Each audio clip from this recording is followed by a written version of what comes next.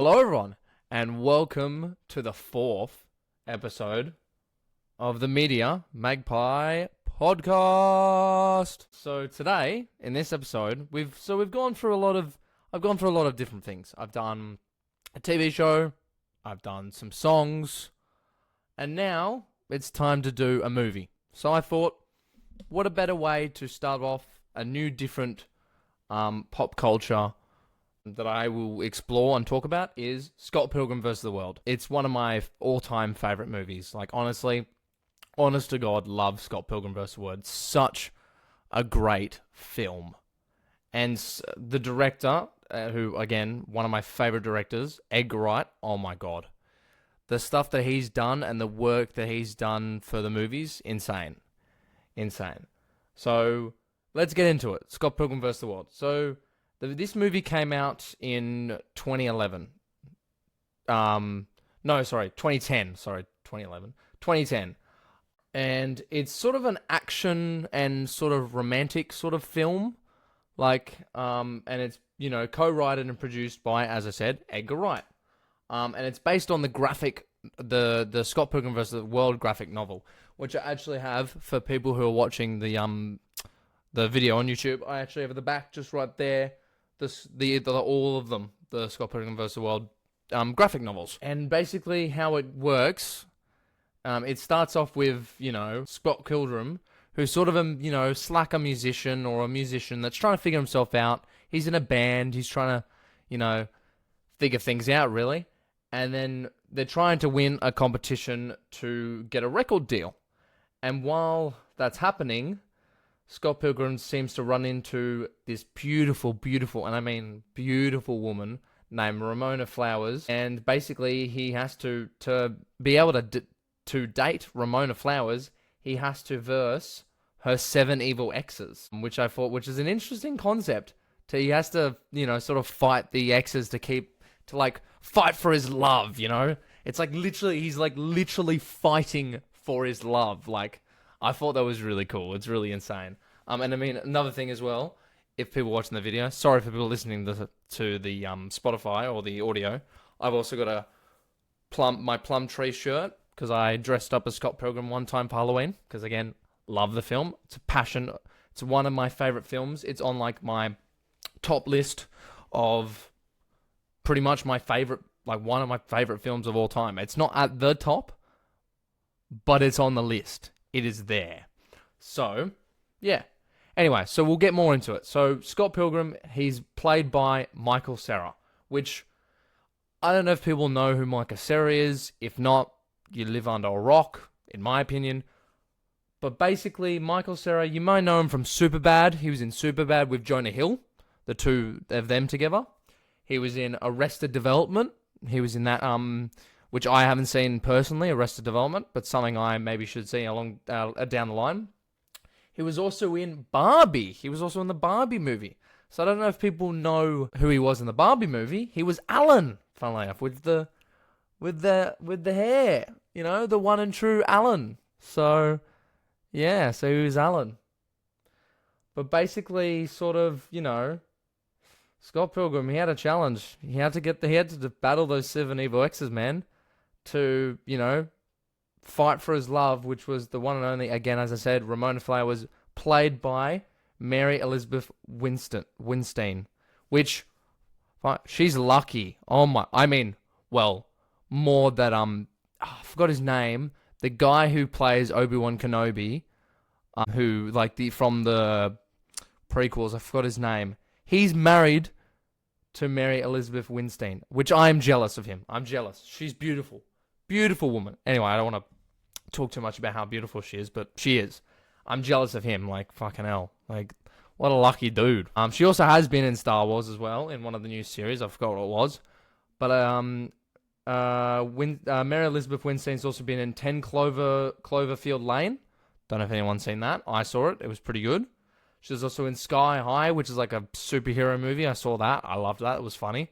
And then she's also in Kate, which is a movie on Netflix, she stars in it, playing the character Kate. But yeah, so those are sort of the two, main characters in the movie. They've got Scott and Ramona. and they're sort of the two lovers. But we sort of meet, so how the movie starts is, we meet Scott, and we meet his roommate, Wallace, which I thought he's a funny cunt, Wallace. He's a funny dude. And he's his gay roommate, and we see, like, when they show the room, how pretty much Scott doesn't own anything in the apartment. He doesn't even own the apartment. Wallace owns it. And it's funny. I love it. So that's sort of how the movie starts. But basically, the sort of idea for the movie and how it was supposed to be was when sort of Edgar Wright was approaching the VFX team, which is Double Negative, he wanted to keep the essence of it being a graphic novel, but in a movie form. And I want to keep it alive and feeling like very visual and having very extreme stylized fighting and sequences and making it sort of, realistic, but still have that like comic book feel to it. And I feel like it did it really well with all the powers and the punching, and especially just going forward to one of the things I loved as well when they're playing so Scott Pilgrim was part of the band Sex Bomb, and that's where his music part comes in. He's part of this band with 3 other people, 1 drummer, 1 main singer. He's the guitarist, and then they've got 1 who's a backup, right? And they're just playing. They're playing to like get through competitions and get to that record deal, right? And then out comes the roof comes Matthew Patel, which is one of Ramona's first evil exes. And I just love how you see the comic book pals and you see all the comic book stuff, and then you see him like fly up and you see the combo of Scott punching him and doing the combo and getting and then when he finally defeats him after Matthew Patel goes a full dance, which is so cool, goes full dance mode and spawns in his demon goth chicks. Like, he has like a army of demon goth chicks. Like, how cool is that?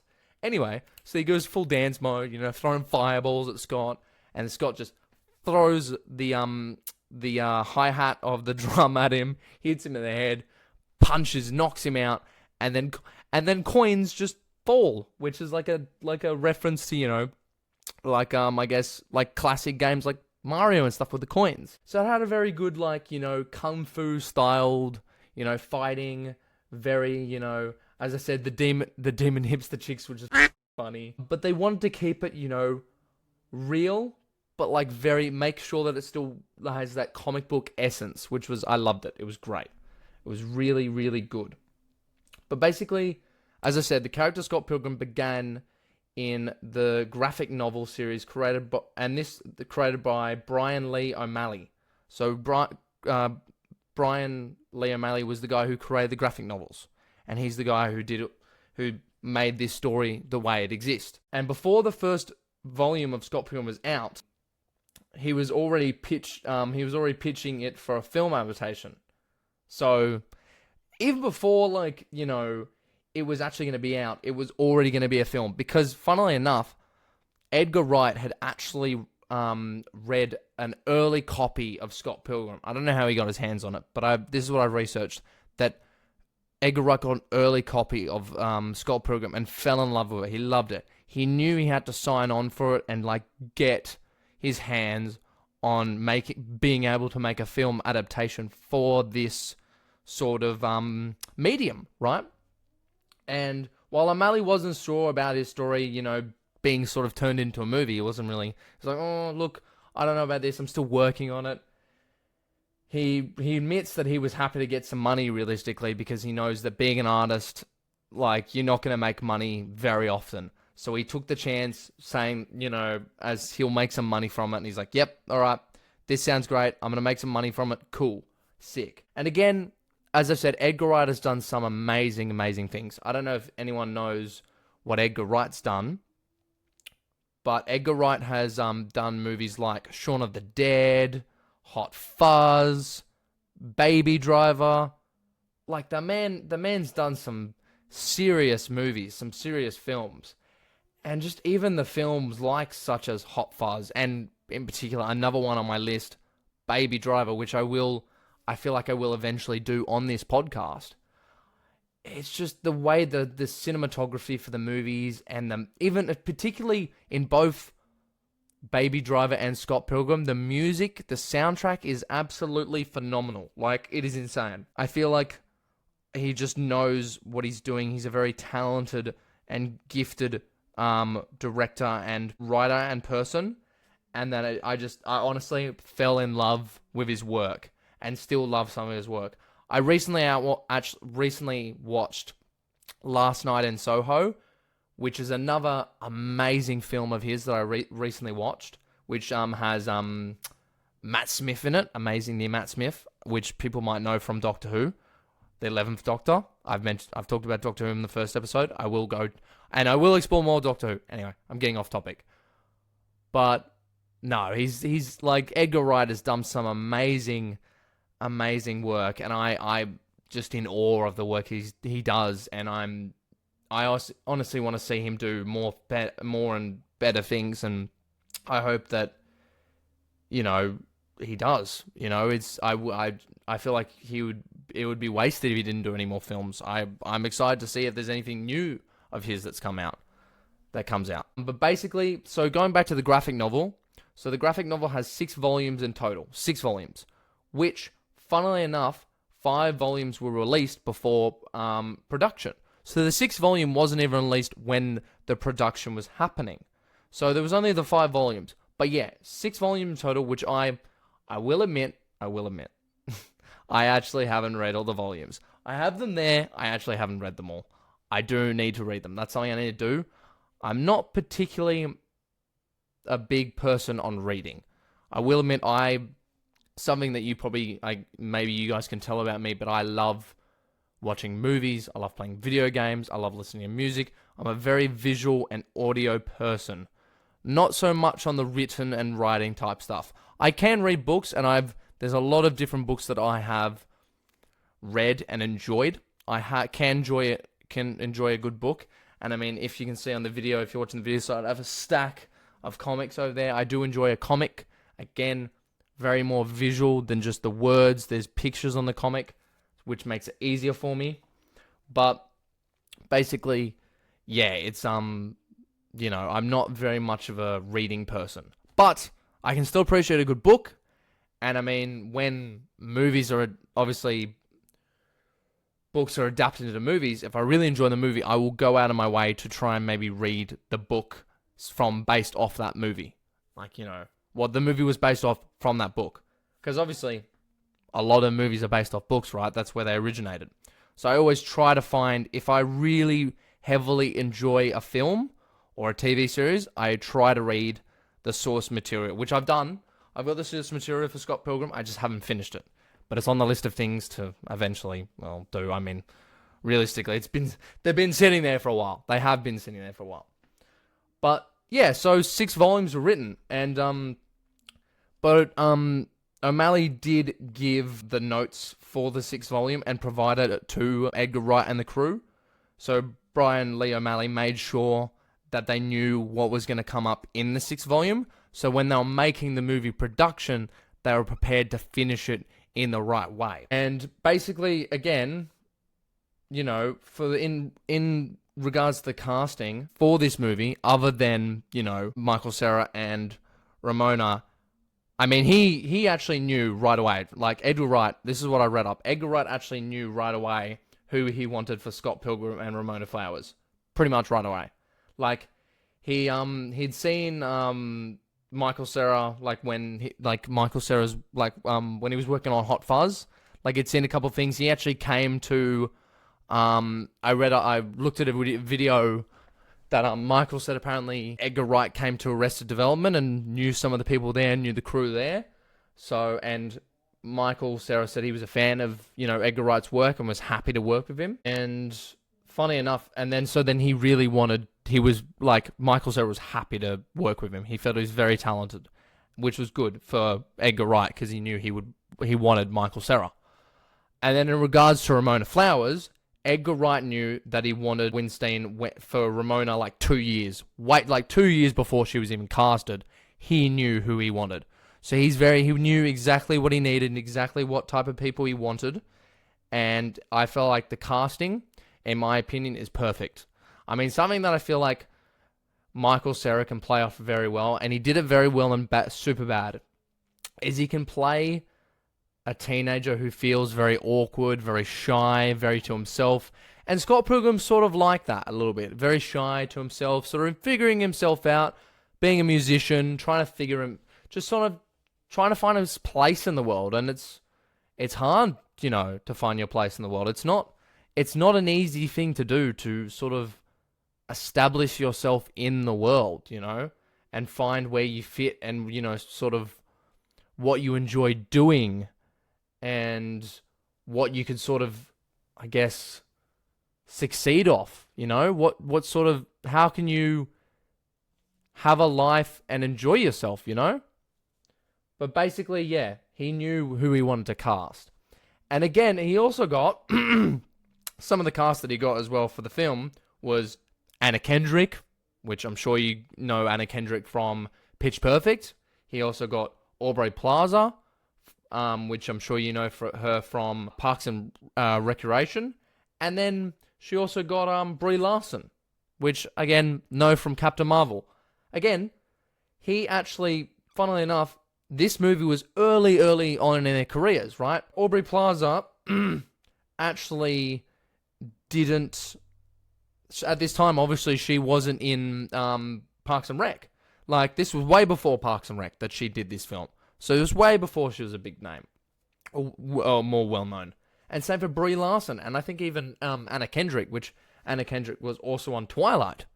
What a movie. Like, I don't remember too much about Twilight, and to be honest, wasn't really my movie. It was a movie. It was good. But, like, wasn't for me. Wasn't for me. And that's something I probably won't talk about in the podcast. Won't talk about Twilight. Won't get into that. But anyway. But yeah, so right, he had an eye for talent.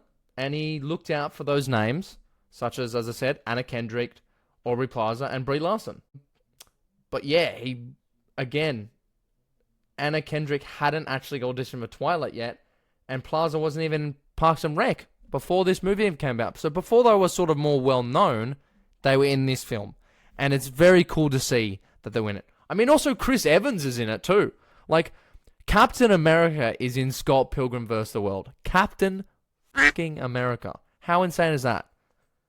And also, Sebastian Stan, apparently, I read this up as well. Apparently, Sebastian Stan, who's also, Captain America's best friend Bucky, was also in question to take the role that Chris Evans took, which was one of Ramona's 7 evil exes, like the big brooding skateboarder guy, which was another cool scene. Which, Scott Pilgrim's gay roommate Wallace has a not even a man. He has a crush, like a full-on crush on this guy, right? Because he's gay, and he's like, oh man, that guy's so hot. I would date him. I want him to have my babies. So he has a full-on crush on the guy that Chris Evans plays, like a skateboarder, owns his own skate company. He's a movie actor, and my God, I mean, Chris Evans, he is an actor, right? He plays it off well, and I thought that was very cool that he was in it. But sort of in regards to where the film is set, so the film is set in Canada. It's actually set in Toronto, and where they actually filmed the movie was in Canada, Toronto, which you don't really like. Most, I guess, movies don't actually film where it's set. They sort of make believe things, make it look like a certain place, change the scenery a bit, maybe do some green screen magic, and sort of, film it in a different location that's either cheaper or just nearby, or just maybe even beautiful, and they just want to fix it up in post and make it look like it's somewhere else. But they actually filmed it in Canada, Toronto, which it was cold. It would have been cold. They're even wearing stuff that makes them, warm and all that. And I mean, Scott Pilgrim has his wrist thing, things on his wrist that keep him warm, which I have as well somewhere. I tried to find them for this podcast, but I couldn't find them. But it's hot in Australia, so they weren't great. And when I cosplayed, I was sweating when wearing them. But yeah, so it's, and even so, someone made a comment, one of the producers on Scott Pilgrim said that it's actually one of the biggest movies ever identifiably shot in Toronto, in Canada, which is so cool. I mean, it's honestly, as I've said, it's one of my top tier films. Like, I love this movie to bits. Like, I could talk all day about this film. It is insane. I love it. I love it. I love it. I love it. I love it. I had to do this film on this podcast because it is so bloody good. It is so bloody good. It's great. And then again, not even just the film, like the cinematography of the film that Edgar Wright has done, but the music. I mean, like the importance of the music, because as much as there was all the fighting and the fighting of the exes, the music from even Scott's band, which is called Sex Bomb, is very important. It plays a key aspect in the film. It's even in one of the fighting scenes at the end when Scott's he's about to verse Gideon, right? Which is the big boss, and funnily enough, is the guy that they need the record deal from, Gideon. So he's the big boss, the mastermind, and unfortunately the guy that signs the record deal. And Scott's like, no, I'm not going to do that. But yeah, it's just insane. And I mean, contributions to Beck, a band, and Metric, they also put some contribution into this movie. And I've never heard of those bands before, never heard in my life until this movie. And my God, the songs were so bloody good. And I mean, when Brie Larson, and I feel like everyone had the hots for Brie Larson when she came on stage and sang that song on stage, like everyone was like, "Oh, mate, Brie Larson, like she is the girl I want to date." I mean, Anyway, but yeah, so the music was very crucial to this film. As much as there was the cinematography was good, as much as the cast was great, the music was very important. And that's something I think Edgar Wright does really well, is the music. Particularly in Baby Driver, which, again, I won't get into. But Baby Driver, he did really well with his music. I mean, it heavily played on music in that one. But I feel like he has a very keen ear for music and knows how to produce a film. He's very talented. And I have full respect for the man. He's very good at what he does. In my opinion. I mean, I would assume everyone else thinks he's amazing. He is. And again, as I said, it was very, they wanted to keep the comic book essence of the movie, and they did. But it still has video game references, like the fighting elements in Scott's battles. That's very, video game-esque with the sounds, and you just hear, it sounds like something from a game, and when he's slashing and he's slicing, and you sort of references to, again, the coins and collecting the coins. So Mario, when he goes around collecting the coins, or Zelda. And then also, and when the enemies just turn to coins when you defeat them, you get currency from it. That doesn't happen in real life, obviously. I wish that did. I would kill a lot of people for coins if that happened. No, I wouldn't. But, I mean, it's just so very comic book-esque and very real. It still keeps it real, not too, fictional, but real and, grounded. And that's what I sort of love about it, that it's still keeps to its roots, that it's based off a a graphic novel, and it's very comic book but it also grounds it and it makes it real. And we see sort of how Scott's sort of having to deal with, oh my God, I have to fight these evil exes, right? I have to fight to protect my love, the love that I have for Ramona. And it's a whole thing that Scott has to go through and fight all these exes, which then he also finds out reason why Ramona says that she has 7 evil exes, and Scott says, yeah, evil ex-boyfriends. No. Doesn't have 7 evil ex-boyfriends because she had a little bit of a, bi-curious phase, She was a bit bi-curious. Which I felt, that's cool. It's, it's exploring just having not just the, standard sort of gender approach, but also the, going the other way. But I mean, and that's normal in this day and age. But back then, I mean, look, in 2010, I'm not saying that, gays weren't a thing, but I'm just saying people wouldn't expect much from that. And it was just, it was great. And I think even if I'm correct, I haven't finished them, in the novels, it doesn't even have her saying that one of her exes is a woman. It's all male, it's an interesting switch for the film, and I felt like it worked really, really well. and I liked it. It was cool. But yeah, so it's such a great film. Like, honestly, honest to God, I loved it. Unfortunately, as much as it is a great film, it actually bombed in the box office. It's sad to say, but it actually failed in the box office. So the production for Scott Pilgrim vs. the World was about between, roughly around 60 million to 85 million. Unfortunately, and this is worldwide as well.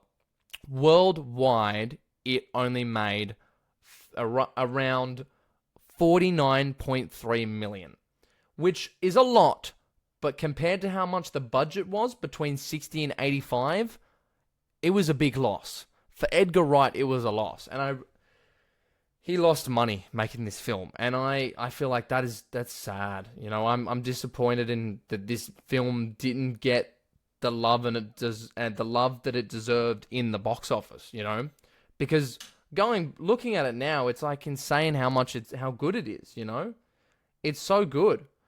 And I was 9 at the time because it was in 2010. So realistically, I couldn't have seen it. I mean, I could have, but again, it was up to my parents because I didn't have choice in what I want to watch. But look, at the end of the day, people consider this movie a cult classic now. It is definitely a cult classic. It may have bombed in the box office, but it is one of those movies people can talk about and appreciate and love. And Edgar Wright, if you're watching this, which I doubt, well done, mate. Bloody beautiful. What a masterpiece. What a masterclass of a movie. Like, you don't know how much this movie means to me, and it means to a lot of people.